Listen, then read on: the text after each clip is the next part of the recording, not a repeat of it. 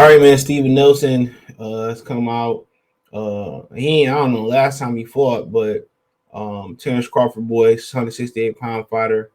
He was trying to get Berlanga in the ring. It never happened. I guess when Crawford left Top Rank, Top Rank stopped um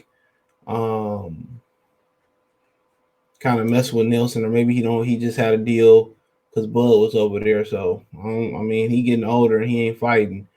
Age and lack of activity is never a good mixture. But his boys say Spence might move up into Crawford and Ennis. I like how he tried to throw Ennis in there. We know he won't fight Ennis. We know Crawford ain't fighting Ennis. Ennis is all risk, no reward right now. So I ain't knocking it. Shit, either way.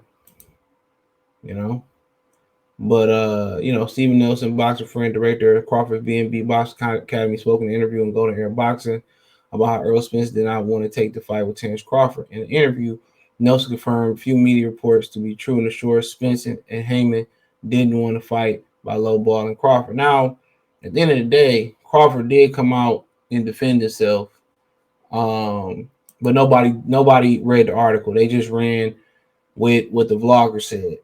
Okay, nobody came out and read the article from Mike Coppinger, and people saying, "Well, this guy make a good point. Well, this guy saying this." At the end of the day, any questions you got, I sent the dude the article, and I sent the dude the article, and he said, "Oh, okay, yeah, so, it's all in the damn article." Any questions, anybody? But you know what, dude? These new media outlets, these new vloggers who claim to be different from the old media and all that shit, they don't read. And they rather be lazy, have Crawford do a video, send out a couple tweets with some fucking broken English, and they rather have it that way. But he said everything you need to know, he answered in that article for the most part. And now his boy coming out. He said Crawford wanted at least 40%, but accepted Spence's low 35% offer because he wanted to fight. But Spence wouldn't even guarantee that percentage. Oh, there you go. Nelson said it almost seems like they didn't want to fight because they knew Crawford wouldn't take the offer. So, okay, I'm going to break this down. I ain't read this shit yet neither. I had a busy weekend, and so I hadn't read this. So we're going to break this down piece by piece. So he said Spence Crawford wanted at least 40%.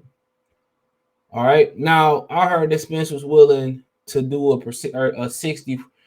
I forget what it was. It was a percentage that Spence was willing to will give him, but Al Heyman wouldn't allow it. All right. Al Heyman was saying, "Well, this is what it is. It's take it or leave it."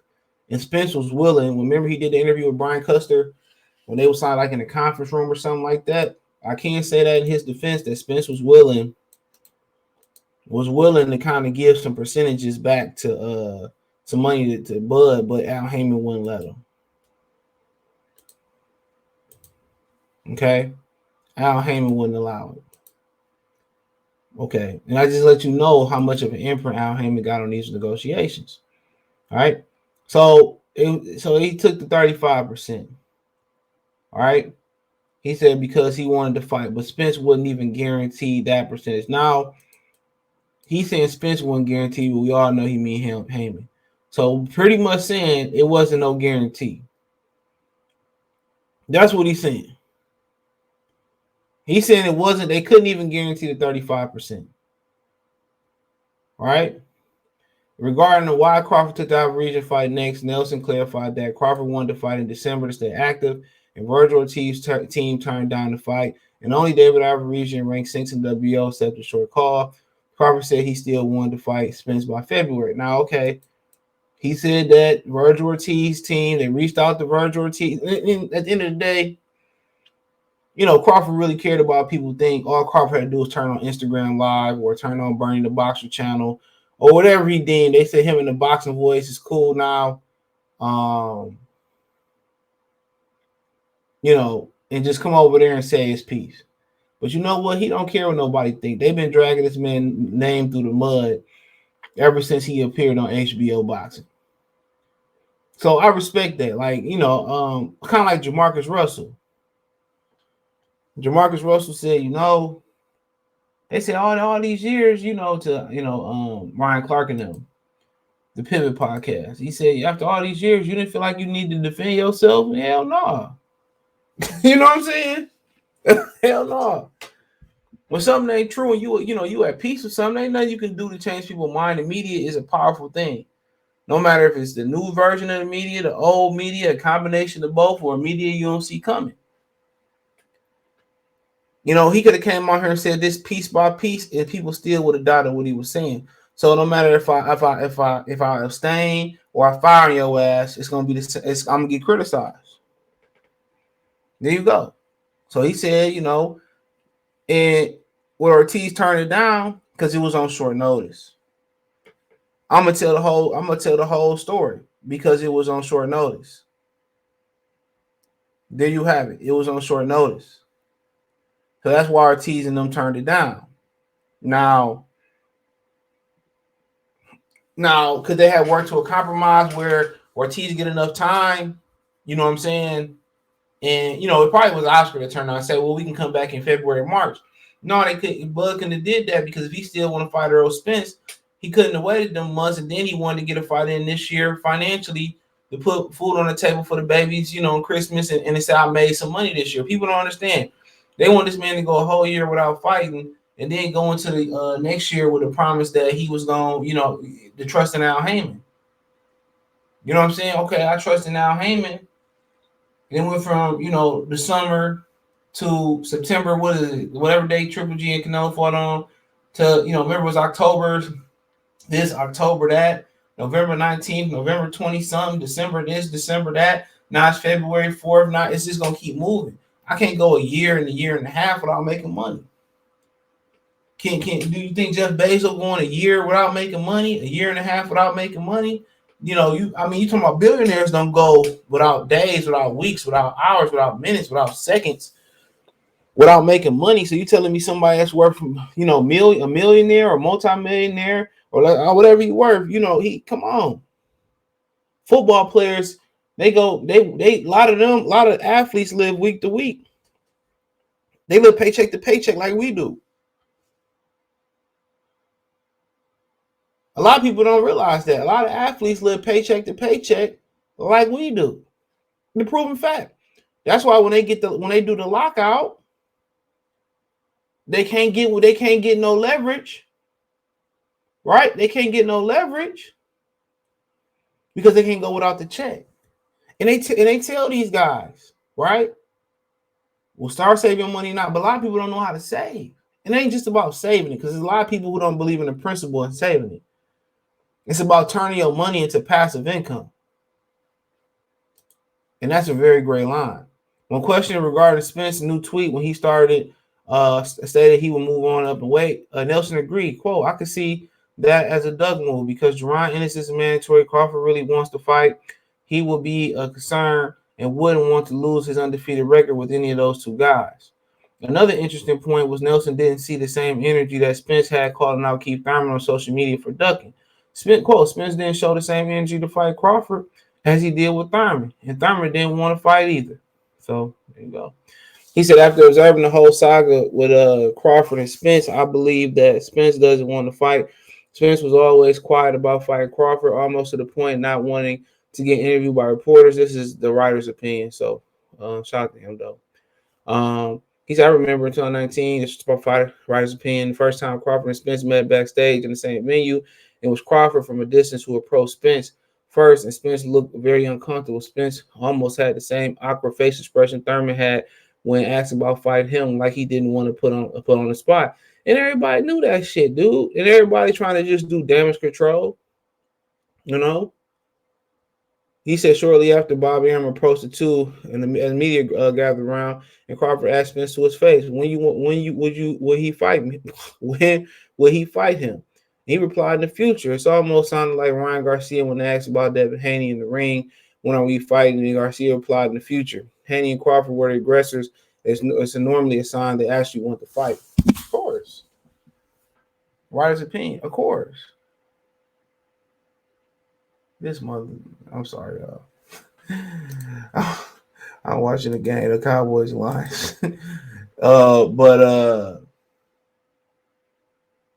I mean, it is what it. I can pull out receipts until the sky turn, till the sun started to rise, fall and rise again. And he pulling out receipts that I forgot about. That's how many receipts it is.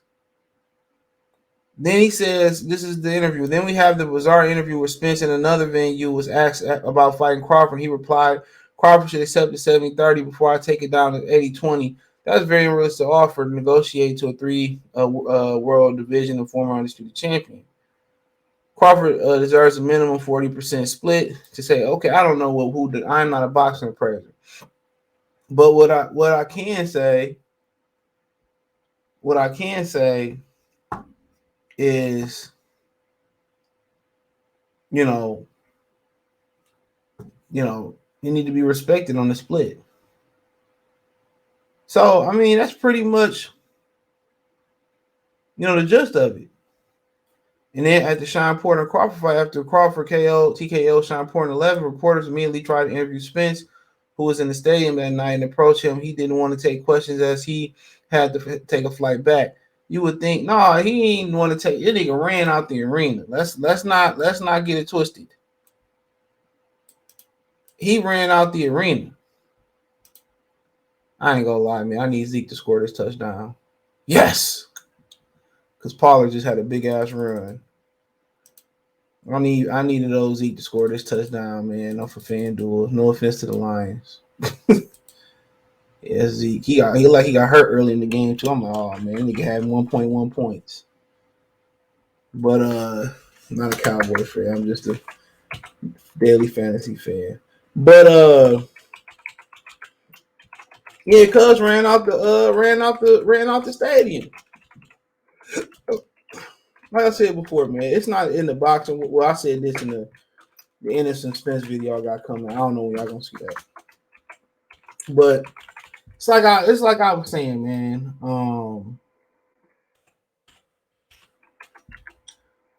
Real is the new fake, and fake is the new real in the world. People love to be lied to. People love to be massaged. People love fake bodies. And this girl, she works in I don't know. She works in the field.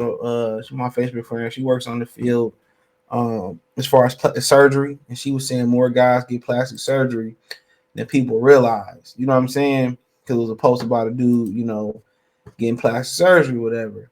And you know what? I believe her. You know what I'm saying? Everything in this world is fake, man. If you got you somebody real, man, think about it. Being fake and lying and shit. That's more detrimental than a father not being in the household. You know what I'm saying? That's more detrimental than a mother not raising her kid and being in the household. You know what I'm saying? That's very detrimental. If your parents can't keep it real with you, then what you expect? That's why I be telling y'all, man. It's a lot of for people that want to be in the street, man. The streets is definitely not a myth. The streets got a lot of grave, got a big graveyard with a lot of tombstones in it.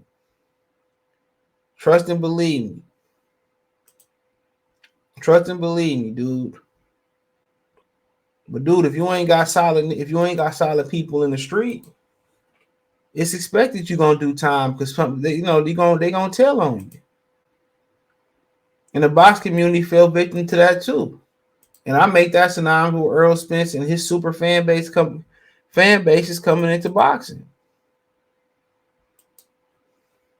Where we gonna love them regardless, and we gonna let them do wrong regardless, and we gonna ignore it, and we gonna do that. And that's just the way it is. It is what it is. It is what it is, man. So no matter what space you pretty much get into out in this world, if it's with women, if it's with politics, if it's with the NBA, the NFL, man, it's NFL is built on before I get out of here, it's built on fandom. You ever notice, man, nigga, like the Lions go on 16, bro. We draft Stafford. make some off-season move, make some draft picks, and then everybody having blind faith and saying, "Oh man, you know, you know what I'm saying? Oh man, we back again every year." And then of our week 5, week 6, week 7, nigga, reality set in. You talking about the draft? You could tell people it's coming. They say, "Oh, you a hater, man, and you don't know this and you don't know that." You just trying to tell the truth, man. That's why I just keep my opinion to myself. But it is what it is. Check out the Box News playlist. Thumbs up the video, share the video, subscribe to the channel. The subscribe button is the bell icon button. Hit all notifications, increase your chance of notifications. We go live and drop video. Financially, want to support the channel, Cash App, $ CJ Good 313, Venmo CJ Good 313, PayPal link description. Hit the link tree. Find me on Twitter, Twitch, Instagram, Spotify, Anchor, Cash App, Venmo, PayPal, Apple Podcasts, Google Podcasts, PayPal. The other podcasts,